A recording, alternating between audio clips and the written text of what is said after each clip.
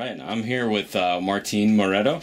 Am I saying that right? Yes, that's correct. Hi. Beautiful name. Well, thanks. We're at Sage Music School in Long Island City, and today's the second interview for the LIC Concert series taking place at Gantry Plaza State Park. Hello, Martin. Correct. Hello everyone. It's nice to be here. Yeah, how are you doing? It's nice to be part of this event. You know, I've been playing it for a couple of years, and it's just wonderful. It's a beautiful spot, beautiful setting. I enjoy playing it. It's great. Yeah, well, we're trying to get audiences familiarized with the artist this year. This is something new we're trying out. My name's Nadeem Salaam of Elevator 9, and I run a production company. And we're here to basically capture the musicians' stories. And Right. Why don't we get into it? Great. Yeah, you're a guitar player. When did you start playing guitar? Oof, a long time ago. Yeah. I started when I was 13, so that's about 28 years ago. Yeah. So 13's a good age to get into it, you know? Yeah. You're a young boy, you're kind of like, the kids are playing sports and kids are like really like getting out there doing their hobbies, but like, right. I think music is... Yeah, and I was, I was doing my hobbies. I was playing basketball. I'm a pretty tall guy, and I did some karate and stuff like that. But then eventually I discovered music, and that it was the most powerful thing I experienced. In terms of things to do, I was drawn to it, and never stopped ever since. It was just every second of my life, was tainted by music. It was like. Where did you grow up? I'm from a part of Argentina. It's more in the center. It's called Córdoba. More specifically, Valle de Punilla, which is a hilly section that is outside of the city. That is very beautiful. There's a lot of nature there. Wow. And it's very inspiring on that side. It makes a very deep connection. And I guess you appreciate other things through that too. And I think like I had a connection with music. That had to do with the mysticism of nature and and life and and all permeated, it's all combined. Yeah. So would you say like the lifestyle pacing where you grew up was a little bit slower compared to the major cities like Buenos Aires? And oh yeah, definitely. It was much slower than a major city like Buenos Aires. I mean, it's still there's still a pretty vibrant culture there. Right. I mean, I was only 45 minutes away from a city, so there's a lot of culture there. There's a lot of music, a lot of theater, art in general. So, I mean, I was not fully detached, Yeah. Well, what kind of styles were you picking up from your hometown? What was the earliest kind of stuff that you were playing? Well, I mean, I'm a child of the '80s, and I grew up listening to a lot of music from the '70s, right. And I guess I was into what a 13-year-old kid will be in the '80s. I guess I was listening to a lot of rock. Rock and pop, and Pink Floyd and Dave Gilmour was one of my first guitar influences. Yeah, he's brilliant. Yeah, and then I got into how do you say, Led Zeppelin and the Beatles and all that stuff, But then I started listening to jazz. I had a lot of friends that were kind of eccentric, kind of weird, people that are kind of intellectual, and they had huge record collections, and they would just hang by themselves, and they will invite you to their house just to listen to some records. There was only just to talk about jazz, right? Exactly, and they were like, check this out, Yeah. So I listened to a lot of ECM recordings. I don't know if you're familiar with that label. It's a German label that promotes this kind of new agey way of jazz, and it was fascinating to me. I listened to Keith Jarrett, and of course Miles Davis was one of my first influences too. Right. And I listened to a lot of Pat Metheny group from the '80s, which I really enjoyed. There's an Argentinian singer called Pedro Aznar, who was the lead singer for the Pat Metheny group in the '80s, and he's also an Argentinian icon. He's done a lot of work as an artist in Argentina, recording Argentinian music, South American music, and mixing it all with jazz. And he was also a major influence. There's a lot of camaraderie with Argentinians, and especially musicians, that I've noticed just from meeting a bunch, doing concert series, and so it's really nice to see that. Yeah. When did you come to New York? I came into New York in '96. So I wanted to study jazz here. I also have family here. My father lives here for many years before I moved. So I used to come to the U.S. to visit him, and then eventually I was like, oh well, New York City sounds like a good place to, to try something, try something out. So so I came here, and I was looking for a music school. I wanted to study jazz. I wanted to get formal education in music and be in the scene of New York City, And so I ended up going to school in Jersey, which is called William Patterson University, which as a university is now very famous, but in the jazz world is quite famous. It's considered one of the top 3 schools in America. Right. So it was a wonderful school. The people I met there were all great musicians, and it was a very challenging environment for me, and I was very happy, lucky, to be there. Well, it's great that you had both worlds of experience, like kind of like a self-taught and music fan experience, and then actual training as well. Yeah, well, I mean, from an early age, I always took lessons. I had a private guitar teacher who, I started with him when I was like 15, and he kind of hooked me into Brazilian music. So he lived in Brazil for many years, so he could sing bossa nova and play the guitar beautifully, and I was like mesmerized, just to hear those beautiful chords, beautiful melodies. Beautiful. And so he got me into Brazilian music at an early age. That's actually been one of my major influences in music. Artists like Hermeto Pascoal or Joao Gilberto, Jobim, of course, and Egberto Gismonti, which is more like an ECM modern type of guy. So I listen to a lot of Brazilian music. Yeah, you really have an eclectic taste in music. It's great. It's refreshing to hear. Thanks. Well, I guess because I come from a eclectic, it's like a weird place where I have a combination of cultures. I mean, Argentinians are very aware of the world in general. Like they feed on many things. Yeah. So I guess being South American is a big part of me, feeding onto the music of Brazil and later on Peru, music of Peru. Right. And of course our own folklore, tango. Our folklore is very Aboriginal. It has a lot of Aboriginal roots, and that music also permeated into it's a part of my culture, Right. As well as rock and roll and American music and jazz, Yeah, so let's talk about with all these great influences and listening to music with and experiencing all these cultures, tell the listeners when you started writing and what your quintet's about, because we'll get to the point where we're going to talk about the concert, and you could tell us all about this kind of interesting collaboration you're going to be doing for everyone. Right. But what's your creative process like? How did that start happening as you were writing, and what are you doing with projects in terms of that? Yeah. Well, writing is kind of been a natural part of my musical expression since I was very young.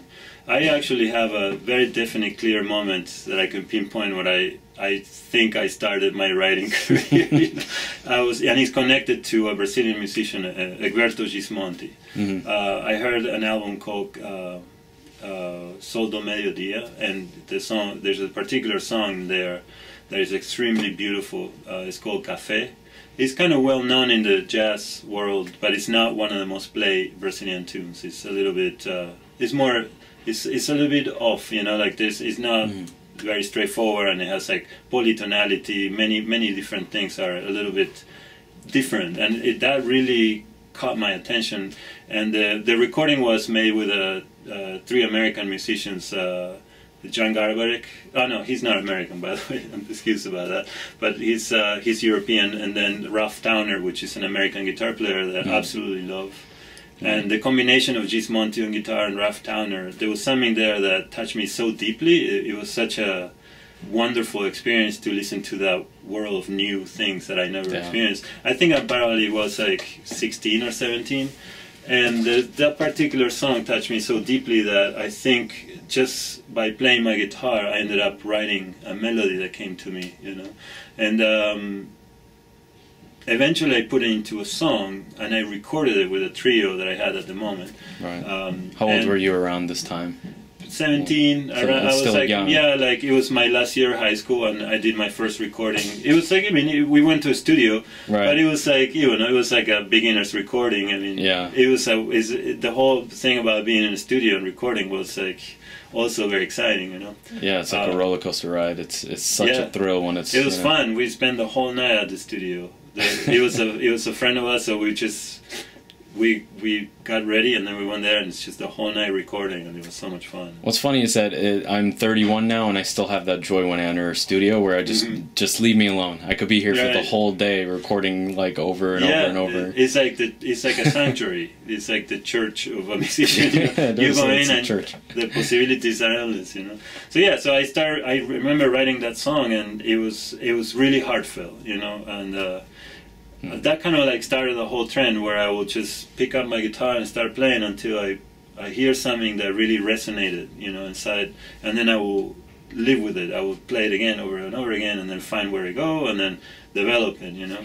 But always there was like a kind of like a Brazilian, like a romantic side to it, you know. With a more ECM, I know I keep saying ECM, a lot of people might not know, but they have an opportunity to check it out. Yeah, so it's a very specific sound, you know, of jazz. That is, you could say it's more new agey, but it's really very very kind of like impressionistic in a way. But yeah, so I've been writing in that sense, and I kept writing all throughout my career. I kept writing songs, and when I was in college, you know, it's like whatever music has influenced me at the moment will kind of regurgitate and come out, you know. Yeah. And then I put my record together, my quintet. And I recorded all that music. I mean, not the first song that I talked about before, but a combination it's of... in the vault. Yeah. A combination of songs I wrote over a period of 10 or 15 years. Yeah. Yeah, so that was my quintet. And it's like, it's very personal recording. I feel like it has it's because it's so over such a long period of time that I recorded, that I wrote all the music. It has like a pretty comprehensive, you know, view of who I am, musician, you know, as a musician, you know. It has like a lot of South American flavors and a lot of jazz. It's very jazz oriented. It's very jazzy, but it has like a South American tone to it. Modern, you know, modern sound. That's great. Is that available? Yeah, I mean, the CD's been available on iTunes, and I think you could buy it on Amazon. It's even Spotify. You know? If I was on a computer right now, what would I type in to find the project? You just have to type in my name, which is Martin Moretto, Quintet. Martin Moretto Quintet. Yeah, and that's the record because I didn't put a title on it. Oh, okay. Yeah, it's that's just called funny. the Martin Moretto Quintet. It's a cool enough name. Yeah. You know, like, oh, thank you. Some people have decent enough names, and other people need pseudonyms. So. Right, I guess it's unique here, you know. Yeah. I mean, there's a lot of Morettos in South America, but here there is. Yeah, it's just tour the Midwest. You'll be like an anomaly. Right, you start becoming more and more of someone, you know. How do you say? Like, yeah, somebody stands out, right? Yeah. Yeah. So, Martin, you're playing the 23rd. That's this Thursday, July 23rd. 2 days from today. What time does your set start? It starts at 7 p.m. 7 p.m. and it goes well. until 8:15. That's great. And have you ever performed outdoors? Yeah, well, I mean, in this concert series, you mean? Yeah, well, I could imagine since you have a bit of like experience of traveling and performing in many places. Yeah. Maybe you have performed outdoors. Oh before. yeah, I mean, outdoors concerts I've done many. Yeah, that's great. Yeah, it's Aren't fun. they fun? It's a lot of fun. I love fresh air. Yeah, music. fresh air, the sun, the elements, and people enjoying themselves. You know. People go outside to have a good time. Yeah, the summer vibe of music, I think it just goes hand in hand. It's wonderful, and it's such an integral part of the New York City experience, right? To go to a concert, to see some live music. Well, you have to enjoy it before it goes away, you know. So like, I think you're stuffing in all the good weather activities while you can enjoy the beautiful weather. That's back to snow and all inside, yeah.